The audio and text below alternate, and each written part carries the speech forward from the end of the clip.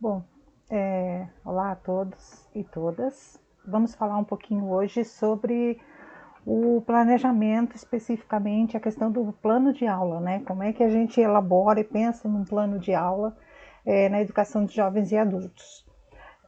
Vão perceber, claro, que este plano de aula está pensando bastante na questão presencial, mas depois eu vou fazer uns comentários ali ao longo da explanação para vocês compreenderem como pensar nisso em atividades pedagógicas não presenciais, ou seja, em como elaborar atividades pedagógicas para o aluno fazer em casa, lendo as orientações que estão ali no plano de aula, tá? Então nós vamos começar hoje falando um pouquinho sobre a construção do plano de aula, tá?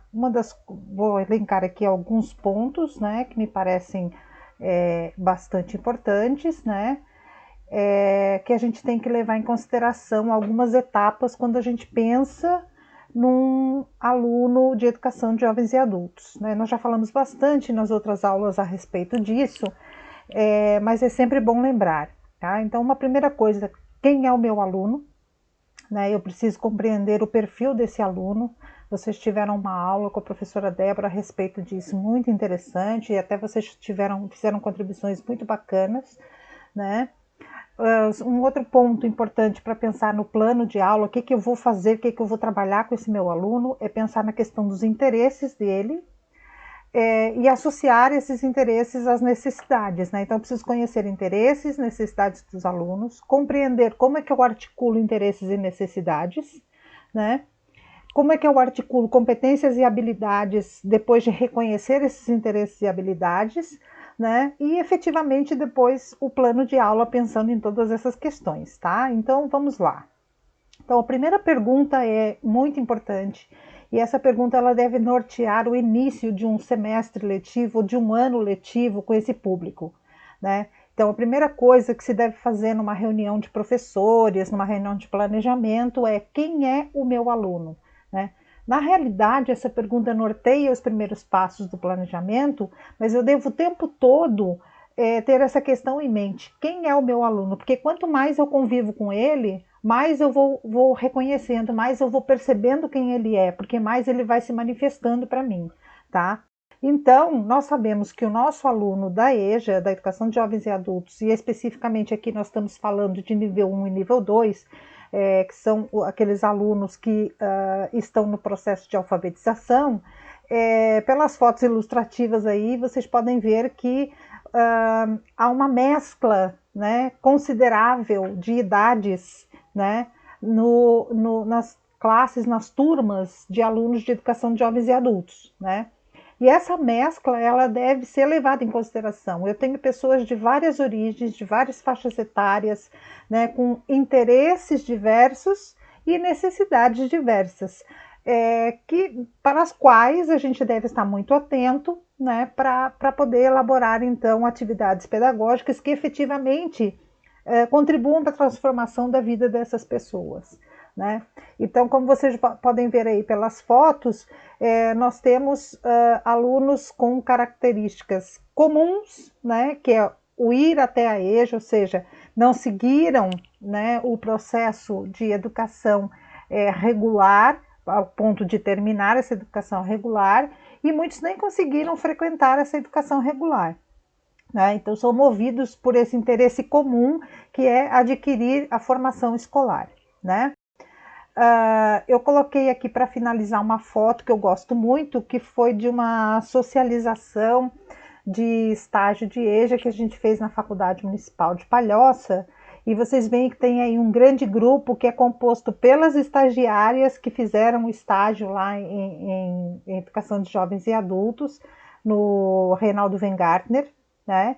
Depois nós fizemos uma exposição, né, uma sala com exposição com os trabalhos desenvolvidos pelas acadêmicas junto aos alunos. E os alunos foram lá, os alunos da EJA estiveram lá conosco, ficaram muito felizes de se reconhecerem nos trabalhos, na exposição, na explicação que as alunas deram de como foi todo esse processo de aula, como é que foi conhecê-los, como é que foi identificá-los, perceber os seus interesses, as suas necessidades e construírem trabalhos tão bonitos. Então essa foto foi uma foto final muito bonita, né, que revela bem a alegria que foi todo esse trabalho, né, que valeu muito a pena, né?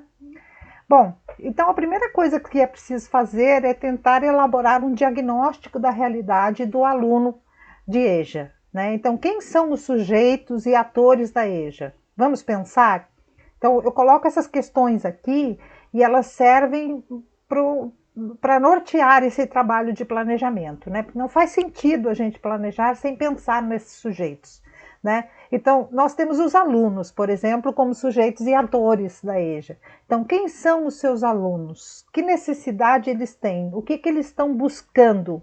Que expectativas eles trazem quando vêm procurar o ensino da EJA?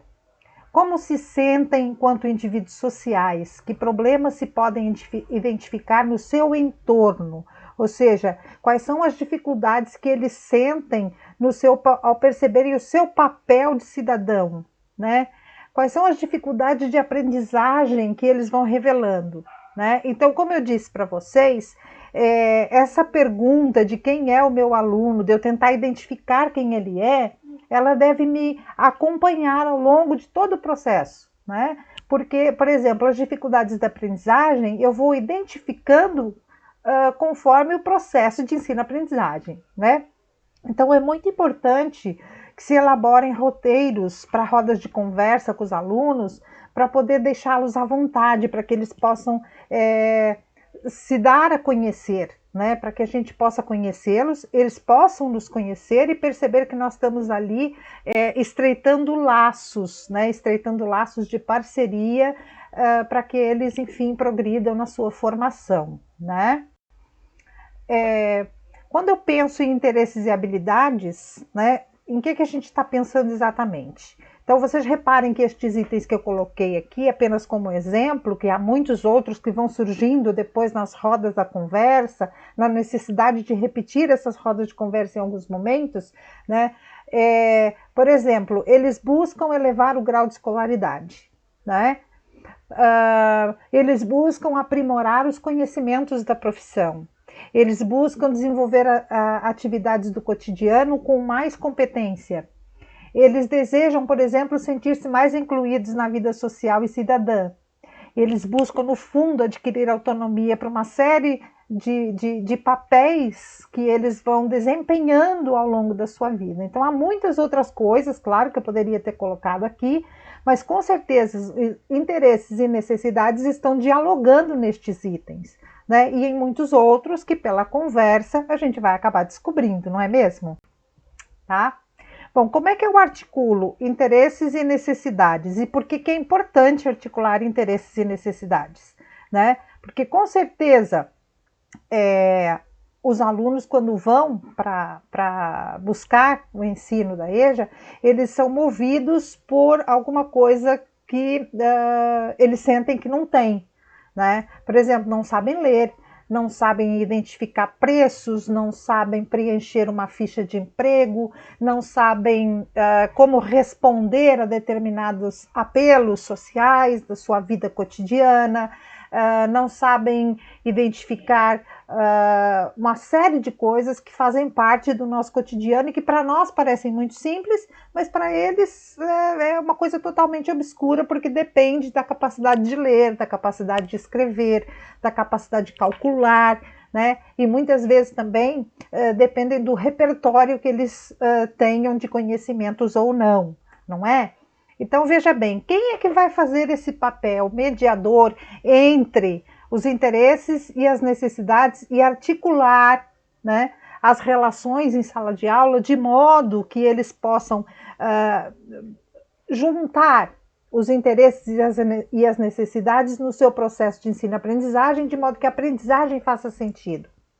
Então, é preciso que o professor pense nisso. Então, o professor pense na sua disciplina, na sua metodologia de trabalho, nos seus alunos. Quais são as suas metas, né? Então, você precisa conhecer os seus alunos para saber quais são as metas deles, o que eles estão buscando, né? A partir do que eles estão buscando, o professor vai traçar as suas metas enquanto mediador nesse processo de busca, né? Depois de ouvir as metas dos seus colegas, professores, quais seriam as metas da escola, do polo de EJA? Né? Porque não basta, você não pode se reduzir ao seu microcosmo da sala de aula, você precisa pensar também no polo de EJA, né? Na escola que está oferecendo aquela modalidade de ensino. Aquele polo existe para quê? Houve uma demanda, há muita gente que busca EJA naquela região e daí surgiu o polo, como é que isso funciona, né? Uma outra pergunta, como têm sido traçados os passos para essas metas do ponto de vista individual, seu professor, né? E do ponto de vista coletivo, ou seja, do polo da EJA, dos professores que compõem aquele polo, né? Até me lembro de uma fala muito interessante da aula da professora Débora, quando ela disse que ser professor de EJA não pode ser bico, né? Lembram dessa fala dela? E realmente, é uma, é uma, é uma missão muito importante, muito delicada lidar com esse público, né? Então você não pode ir lá apenas cumprir tabela, né? Então é preciso que você pense, tem metas, quais são as metas, como é que elas são traçadas do ponto de vista individual, ou seja, de acordo com as suas convicções com relação ao seu papel de professor, mediador dos processos, e do ponto de vista do coletivo desses professores, né? Você sabe o que seus colegas pensam, como é que eles trabalham com esses alunos, isso é dialogado, é conversado, essas metas são traçadas juntas, vocês pensam no todo do polo, né? Do todo da escola que está oferecendo aquela modalidade, né? Quais têm sido as dificuldades para atingir essas metas e a que é que elas se devem, né, essas dificuldades? Você consegue identificar isso, né? O que vocês pensam sobre as soluções para essas dificuldades? Ou seja, o que melhoraria, o que ajudaria a suprir as dificuldades? Por exemplo, imaginemos que o grupo de professores se conhece muito superficialmente, não tem tempo para conversar, não tem reuniões, não conseguem trocar ideias, falar sobre as suas aulas, sobre os seus projetos, sobre os seus alunos, não conseguem interagir entre si, não conseguem elaborar projetos juntos, né? Será que isso representam dificuldades? Se representam, o que poderia sanar essas dificuldades e que atitudes individuais e coletivas podem ser tomadas nesse sentido, né? Bom, com base num diagnóstico, então, para isso é preciso conversar, é preciso conhecer, é preciso oportunizar essas situações aí de conversa, de troca, de partilha, né? Podemos definir, então, no diagnóstico feito, algumas metas, né? Então, definir objetivos, o que desejamos para os nossos alunos e como isso dialoga com o que eles desejam. Como a dinâmica de trabalhar habilidades e competências dialoga com isto que nós identificamos, com os objetivos que nós percebemos que nós queremos traçar para os nossos alunos, né?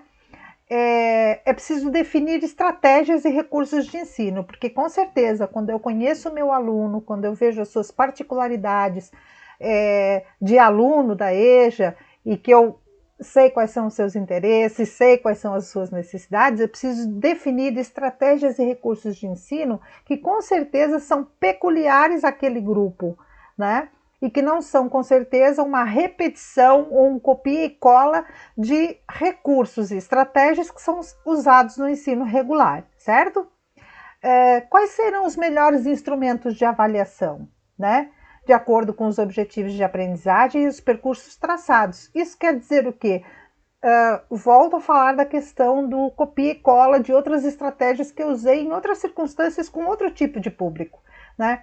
A avaliação, ela tem que ser um processo que faz crescer, que faz pensar, que faz reposicionar, refazer algumas questões. Então é importante que se pense na avaliação de acordo com os processos que foram traçados no aprendizado, tá? E volto a falar então da questão das rodas de conversa. É preciso conhecer o aluno, suas expectativas, seus saberes prévios, tá? Então eu já tenho um currículo, eu já tenho orientações, por exemplo, na base curricular do município, eu já tenho orientações para construir um currículo, né? Que vão me dizer quais são os conhecimentos necessários para que o meu aluno de EJA tenha uma formação compatível, necessária, para que ele possa se reposicionar enquanto cidadão, para ele ter autonomia, né?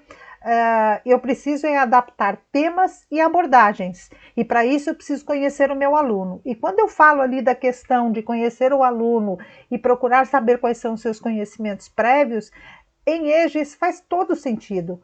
O aluno muitas vezes chega se sentindo até de certo ponto humilhado, né? Porque, poxa, eu estou vindo para a escola numa idade em que eu já devia ter feito a escola, já devia saber ler e escrever, né? Então eu preciso que as abordagens sejam muito voltadas para a sensibilidade de compreender esse aluno, né? Muitas vezes ele já sabe muitas coisas e ele só precisa sistematizá-las, porque ele traz uma experiência de vida, né? Ele traz uma experiência que lhe trouxe conhecimento, que lhe trouxe saberes prévios, mas esse conhecimento e saberes prévios não estão sistematizados de acordo com o saber escolar, né? Então é preciso sistematizar isso, tá? O professor, né? Então, de que maneira você identifica a apropriação de conhecimento dos seus alunos? Então, você está lá dando aula para ele, né, para os alunos, você está lá percebendo como é que eles absorvem, se apropriam do conhecimento, usam esse conhecimento. Esse tipo de questionamento você tem que fazer o tempo todo, né? De que maneira você identifica a apropriação de conhecimento dos seus alunos? Como você identifica o desenvolvimento de habilidades e competências dos seus alunos? Né? Como é que eles trabalham esse processo, né? Como você compartilha os seus resultados, positivos e negativos, com a comunidade escolar, tanto com aqueles sujeitos e atores que compõem aquela comunidade escolar, que são os alunos, os colegas professores e o próprio coordenador do polo, né? Como você procura resolver as dificuldades encontradas no processo? Do que você sente falta em termos de apoio com relação ao desenvolvimento das suas atividades, né? Então, esse feedback ele precisa estar acontecendo constantemente. Não deixa de ser um processo de avaliação, não é mesmo? Bom, articulação entre habilidades e competências, né? Então, lembrando lá que na Base Nacional Comum Curricular e também na nossa base do município, competência significa a mobilização de conhecimentos, atitudes, habilidades e valores para resolver demandas complexas da vida cotidiana, exercendo plenamente a cidadania nas mais diversas dimensões.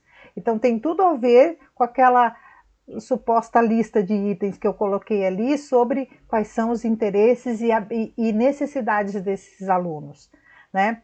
Aqueles interesses e necessidades que mobilizam conhecimentos, atitudes, habilidades e valores para que o aluno possa se mover na vida social com autonomia, né?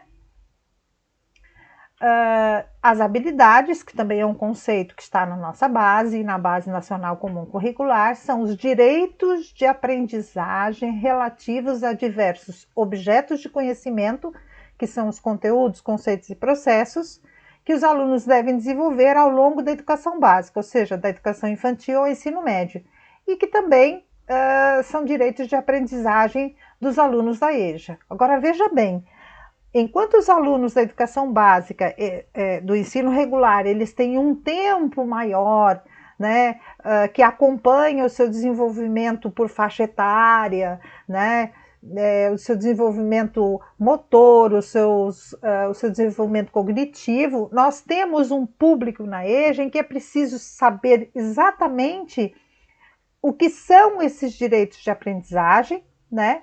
Quais são os objetos de conhecimento que efetivamente darão conta de atender às necessidades e interesses dos alunos da EJA, que tem um processo, né, de tempo diferente, né, do processo da educação básica regular, né? Por isso, daí a importância de reforçar aquilo que eu já tinha falado antes, né? O conhecer esse sujeito, quem ele é, do que ele precisa, que interesses ele traz consigo, que expectativas ele traz, né? Bom, pegando ali um exemplo do que está na nossa base do município, e ressalvo aqui que a nossa base curricular do município de Palhoça, ela contempla, né, a EJA, que é uma coisa que não está na Base Nacional Comum Curricular, daí muito louvável esse pioneirismo, vamos dizer assim, do município de Palhoça. Nós temos ali numa matriz curricular de linguagens em língua portuguesa, o que está previsto ali para o nível 1 do primeiro ao terceiro ano, tá? Então, o equivalente ao primeiro e terceiro ano. Tá? Então, eu peguei ali uma habilidade, né? E vou trabalhar, então, vou dar um exemplo aqui de como trabalhar com essa habilidade, né? Então, supondo já que os alunos já têm uma certa desenvoltura na leitura, tá? Então, a habilidade seria apreciar poemas e outros textos versificados, observando rimas, sonoridades, jogos de palavras, reconhecimento do seu pertencimento ao mundo imaginário e sua dimensão de encantamento, jogo e fruição. Por que eu escolhi essa habilidade? Né? Para a gente lidar um pouco também com essa questão da fruição estética, né? Às vezes a gente fica tão preocupado pensando que EJA tem só que cuidar de trabalhar com habilidades extremamente práticas para o mundo do dia a dia, que a gente até se esquece de trazer alguma coisa mais voltada para a fruição estética, né? Que faz muito bem a nossa alma e ao nosso espírito, né? E digo já para vocês que eles adoram trabalhar com poesia, tá? A questão é, qual é o tipo de poema que eu vou trazer e que abordagem eu vou fazer, tá? Então eu tenho ali uma habilidade que me aponta para isso, né? Para o apreciar poemas, tá? Então, esta é a chave, né? Eu tenho ali, desenvolver essa habilidade de apreciar poemas. E esse apreciar poemas já tem tudo a ver com a questão da fruição estética, né? Então, trabalhar com a questão de como a poesia, embora trabalhe no universo do imaginário, no universo do encantamento, do jogo de palavras, sonoridades, rimas, etc., né? Essa poesia, ela pertence, né, a ideias do mundo, ela pertence à nossa maneira de ser e estar no mundo, ela nos dá conta de uma dimensão do ser e estar no mundo, tá? Então, eu sempre vou trabalhar pensando na questão das habilidades, então eu escolho uma habilidade para trabalhar e é essa habilidade que vai me motivar a abordagem, a escolha do material que eu vou usar, e tudo mais, tá? E aí eu tenho ali, bom, quais são os objetos de conhecimento que são relativos a essa habilidade? É a apreciação estética e estilo, então vocês veem a questão da fruição estética, e as práticas de linguagem são a leitura e escuta compartilhada e autônoma, e o campo de atuação dessa habilidade está ali no artístico literário, tá? Então eu reforço aqui que o que me motiva a seleção de material, a seleção de conteúdos e as abordagens é sempre a habilidade. Eu sempre começo a pensar no meu planejamento pelas habilidades, tá? Muito bem. Então eu vou desenvolver, vou trabalhar essa habilidade e eu escolhi trabalhar com um poema da Cora Coralina, porque é uma poetisa que tem uma linguagem muito que se relaciona muito bem com as pessoas já de uma certa idade, né? Não que ela seja uma poetisa só para idosos, não é isso, mas é uma mulher que tem características muito peculiares, né? E que talvez eu acho que os alunos vão se identificar com os poemas da Cora Coralina e com a própria história dela, tá? Então, antes de eu chegar já com o poema de caras, eu devo fazer um levantamento de conhecimentos prévios, né? Então, conversar com os alunos para saber se eles conhecem poesia, se eles gostam de algum poema em particular, se eles sabem algum poema de cor. Talvez eles até tragam poemas, como, por exemplo, poemas da literatura popular, que eles aprenderam quando eram crianças, né? Ou que eles ouviram e sabem de cor. Então, suscitar todo esse debate, né? Quem sabe o que é poesia, se gosta, né? O que acha, se conhece algum poema, se sabe algum poema de cor. Esse primeiro contato ele é muito importante, né? Fazer esse levantamento de conhecimentos prévios. Depois falar, aproveitar o que eles trouxerem e falar assim: nós sabemos que a literatura brasileira, por exemplo, tem muitos poetas famosos, né? Pessoas que escreveram poemas muito bonitos e tal, mas não é preciso ser famoso para ser escritor, né? Muitas pessoas têm talento e inspiração para escrever e então escrevem. A poesia fala sobre o quê? Fala sobre sentimentos, coisas da vida, experiências, maneiras de ver e entender o mundo, né? E aí pode até aproveitar algum poema que eles tenham dito de cor e ver se eles conseguem reconhecer naquele poema dito de cor algum ensinamento, alguma experiência de vida, né? E aí, feito isso, então, falar da Cora Coralina. Conhecem a Cora Coralina? Já ouviram falar? Vai que alguém conhece, né? Se alguém conhecer, então peça para falar um pouquinho. Então, o que você sabe dela? Se ninguém conhecer, aí o professor então passa a falar da Cora Coralina, né? Então, é importante falar da Cora Coralina elementos que vão conectar a personagem Cora Coralina, a poetisa Cora Coralina, à vida deles. Porque o importante do processo de ensino-aprendizagem é que esse ensino-aprendizagem encontre sentido, né? É preciso que eles percebam um sentido, que eles se sintam conectados com aquilo. Então, todas as vezes que você for dar aula de história, de ciência, geografia, leitura, não importa, o que você vai escolher de material é muito importante. É importante para que eles se sintam conectados com aquilo, tá? Então é importante, por exemplo, da Cora Coralina falar que ela teve uma vida marcada por dificuldades comuns a muitas mulheres da sua época, né? Ela viveu presa aos afazeres domésticos e com pouco dinheiro. Casou-se com alguém que ela não gostava, casou-se com alguém que não gostava que ela se ocupasse com as atividades que lhe dessem evidência, né? Então isso é muito comum, né? Sempre gostou de escrever, mas só muito tarde foi estimulada a publicar as suas produções. Então veja, é uma figura feminina, né? Emblemática, sem dúvida, e que passou por dificuldades muito comuns a muitas pessoas, a muitas mulheres, talvez até a mulheres daquele grupo, que estão ali depois de terem feito uma vida inteira, se dedicado à família, então resolveram cuidar de si e ir fazer aquilo que queriam, que era estudar, não é? E aí eu coloquei ali algumas informações, só a título de curiosidade, né? Então, Coralina é um pseudônimo, né, de Ana Lins dos Guimarães Peixoto Bretas.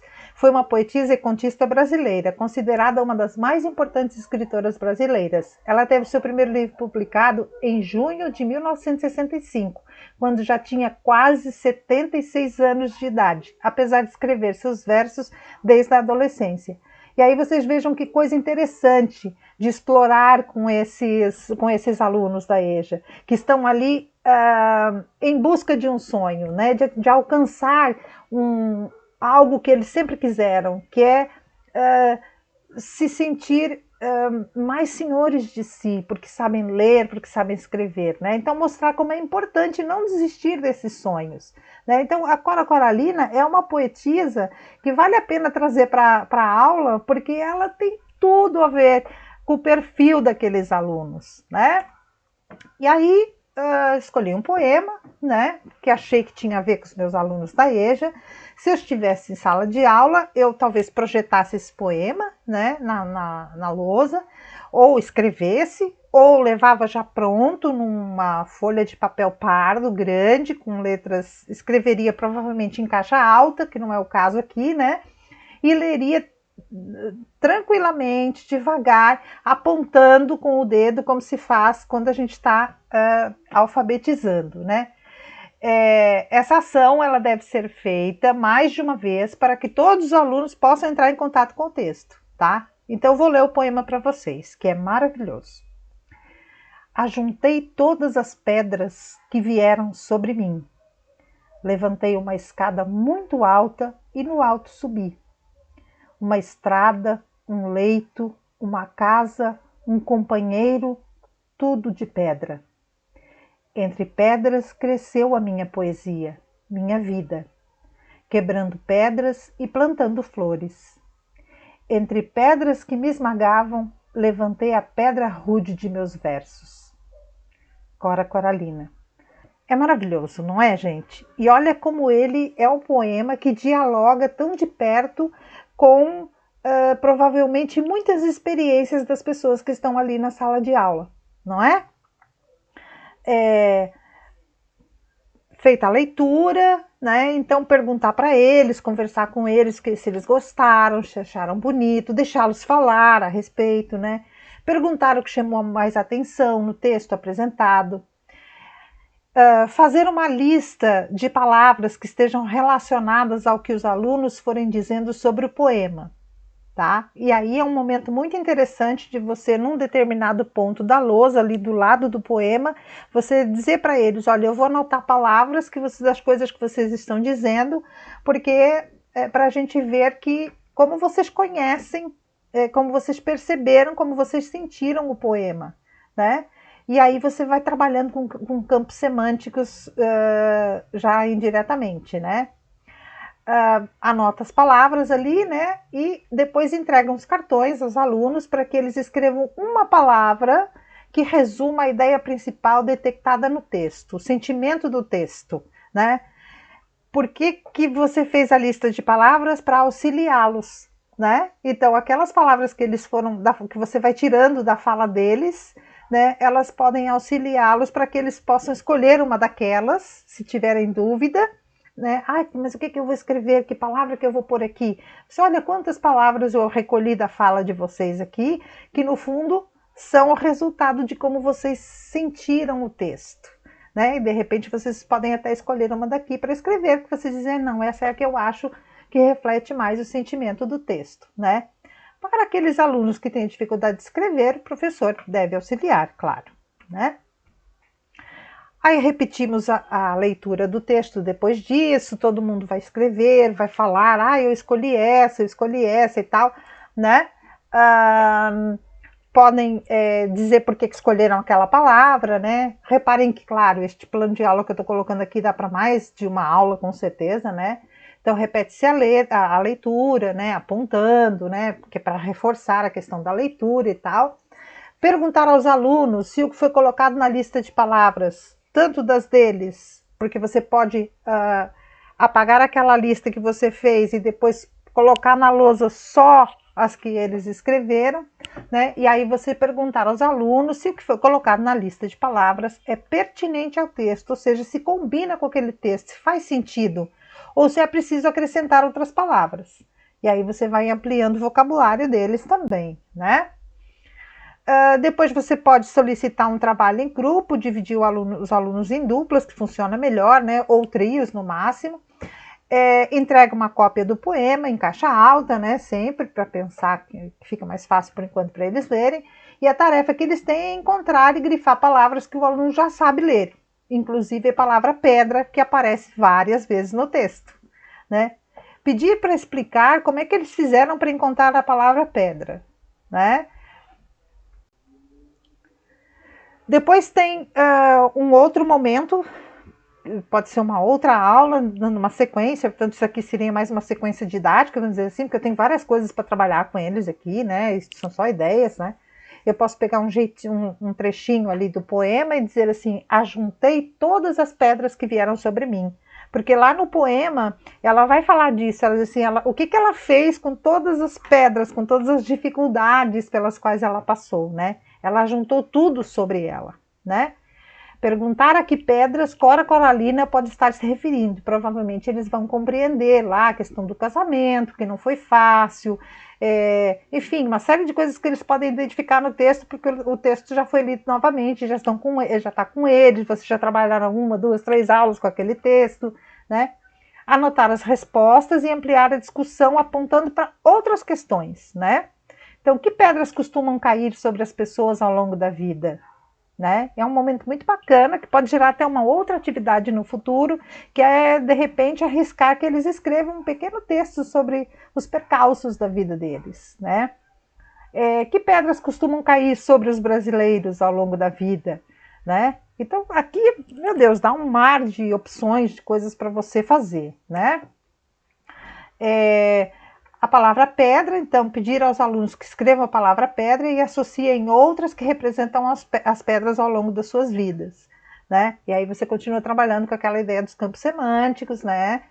Dos campos de sentido, que eles podem ampliar o vocabulário, ampliar as discussões e se munir de repertório para eles mesmos poderem escrever os seus próprios textos, né? Outras atividades possíveis criar o projeto de um livro, né, usando outras linguagens, né, não só a linguagem das palavras, mas recortes, fotocolagem, pintura, enfim, N coisas, porque eles podem depois apresentar esse projeto do livro, lendo o livro, decorando os textos e declamando, enfim, tá? Então, basicamente, o que nós temos aqui é o tipo de... O que eu queria reforçar aqui é a escolha do material, que tem que fazer sentido, tem que estar conectado aos interesses do aluno, conectado à sua vida, conectado à sua maneira de ser e estar no mundo. Ele precisa se identificar com aquilo que você está levando, né? E eu trouxe poesia de propósito, né? Porque pensar em outros materiais da vida prática talvez seja mais fácil. Eu posso trabalhar com folhetos de supermercado, eu posso trabalhar com bulas de remédio, eu posso trabalhar com formulários, eu posso trabalhar com conta de luz, etc. Mas por que não trazer a fruição estética para eles também, né? Que isso faz parte da vida, não é? E faz muito bem ao espírito a fruição estética. Trouxe um poema, né? Mas podia depois trazer um outro poema que tem a ver, por exemplo, com pintura, com um videozinho, enfim, N coisas, tá? Então, importante identificar interesses e necessidades, conhecer o seu aluno, saber quem ele é, compartilhar com seus colegas, professores, para que o trabalho flua, né, seja mais fluente em todo o polo, para que todos estejam numa mesma direção, avaliar constantemente o processo, né, para ver o que está dando certo, o que não está dando certo. A seleção de material é de extrema importância, né, é muito, muito importante que você escolha materiais que se conectem ao aluno, em que ele encontre um sentido. Tá certo, gente? Tá? Importante, então, identificar o objeto de conhecimento, como eu falei, a habilidade, né? Então, são duas... Você parte da habilidade para a construção, né, do seu plano de aula, né? As estratégias de avaliação, quais seriam? Considerando o objeto de conhecimento e a habilidade que se quer trabalhar, né? Então, se você tem lá a habilidade que eles apreciem a estética do poema, que eles consigam perceber a importância dos jogos de palavras, da construção de figuras de linguagem. Eu não vou dar aula de figuras de linguagem para eles, mas se eu perceber que eles fruíram esteticamente do poema, que eles conseguiram ver o que está por trás das palavras e nas entrelinhas, fantástico. Tá? Então, é o objeto de conhecimento e habilidade que vai definir os meus objetivos de aprendizagem ali e a avaliação, o que eu estou avaliando neles tem que dialogar com essa definição anterior, que são os objetivos de aprendizagem, tá? Então, basicamente é isso, gente. Eu acho que a gente depois precisa repensar nessa questão das atividades pedagógicas não presenciais. Eu vou terminar com essa foto aqui que eu amo, né? A gente precisa pensar nas atividades pedagógicas não presenciais, em que eu não posso conversar com o meu aluno, então eu não posso encher de trabalho para ele fazer, eu tenho que ir por etapas, e o que eu vou escrever para ele como orientação tem que ser como se fosse uma conversa que eu estivesse tendo com ele, né? Eu não posso fazer atividades que sejam extremamente complexas e longas demais, porque senão isso vai desanimar o aluno, né?